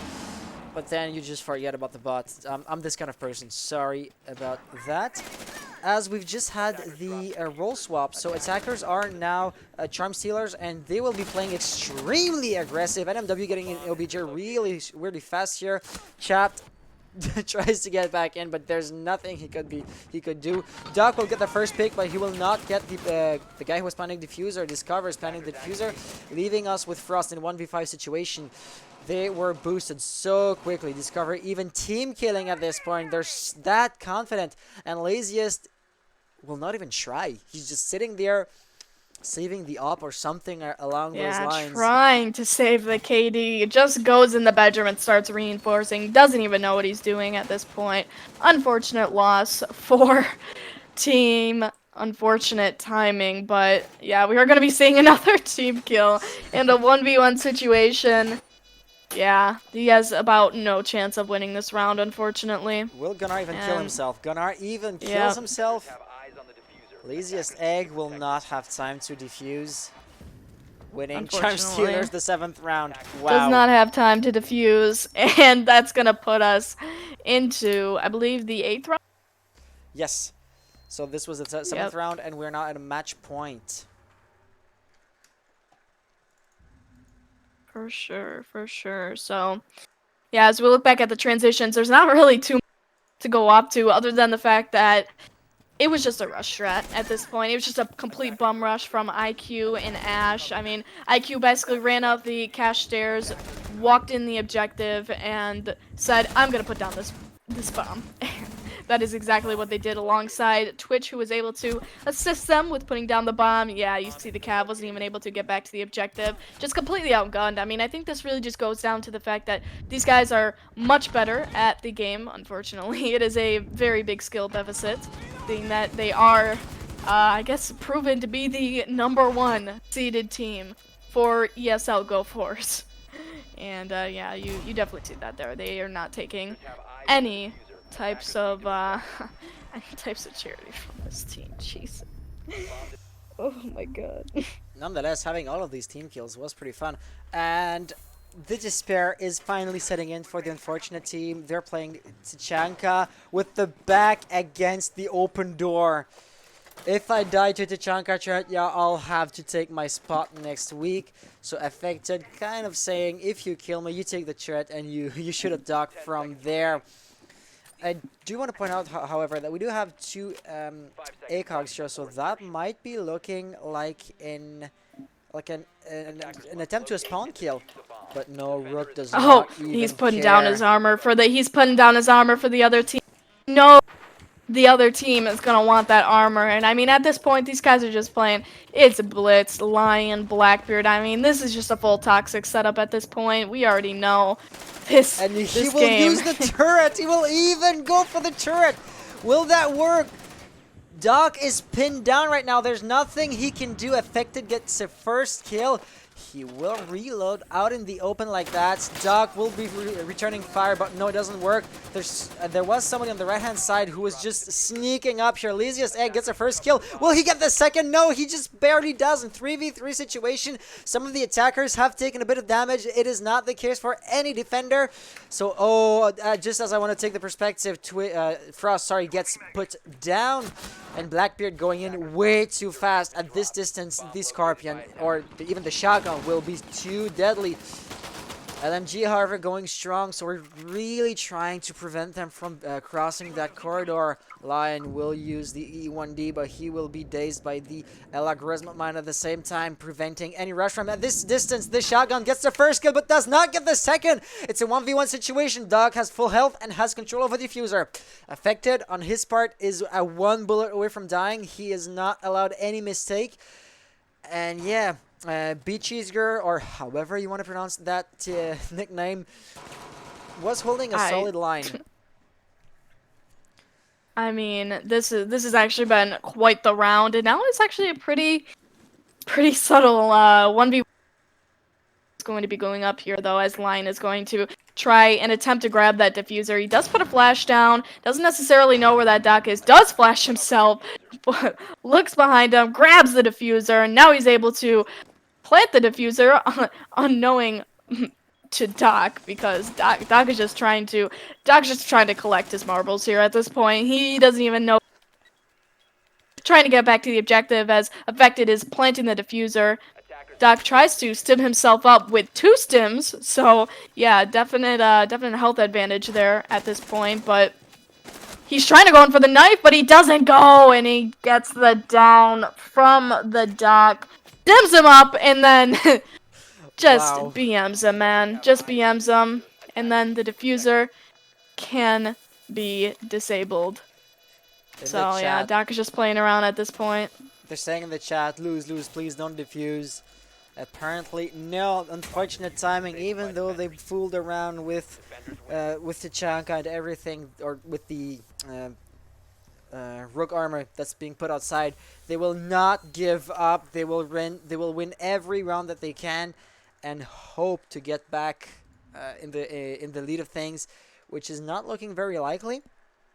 But definitely seeing how Doc did not mess around when he had the diffuser to counter defuse. Sorry, he really wanted to try and win as much as he could. They're not yet out, definitely.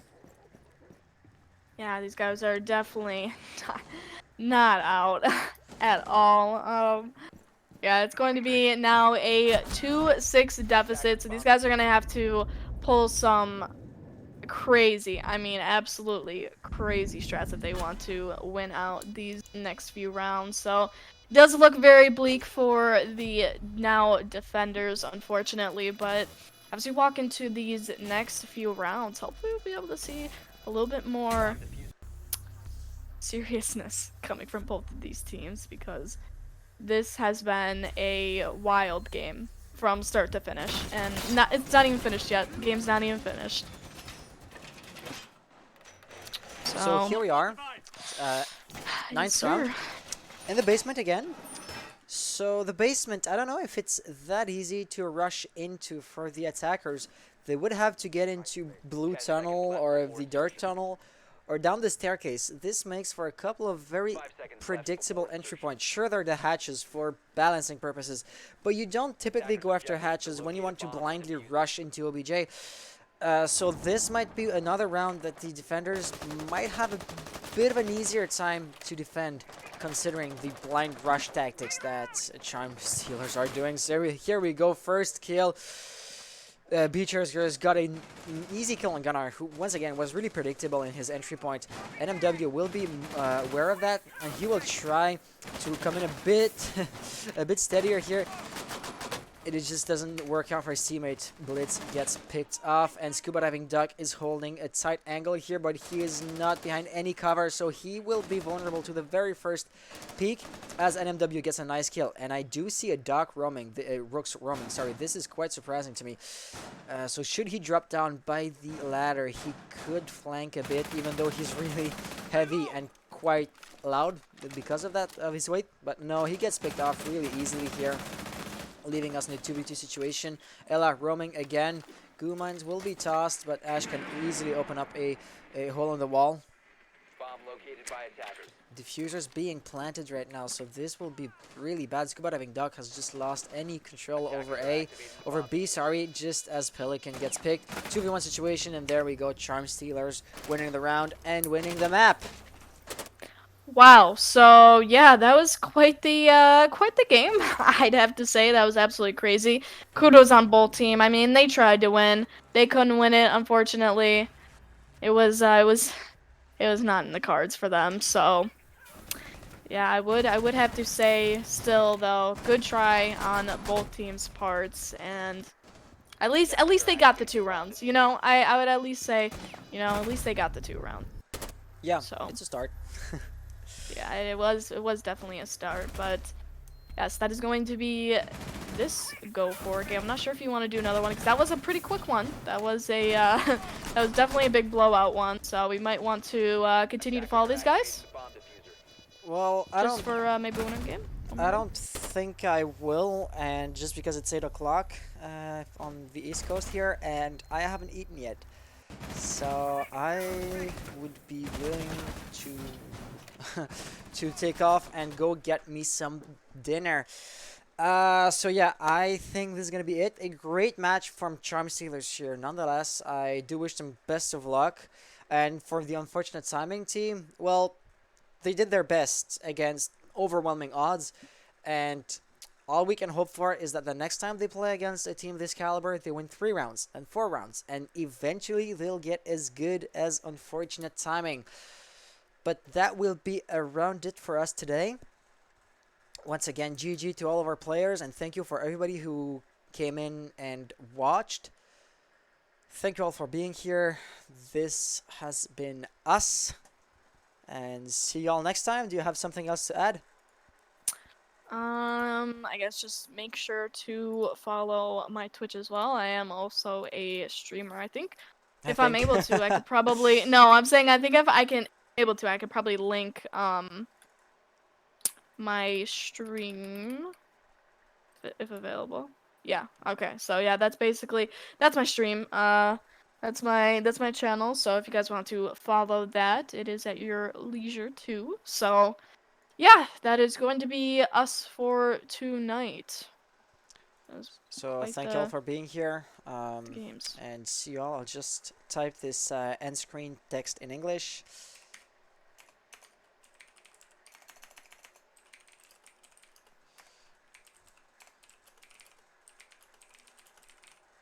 Is that too long? No, that's not too long. All right, thank you all for being here, and see you next time.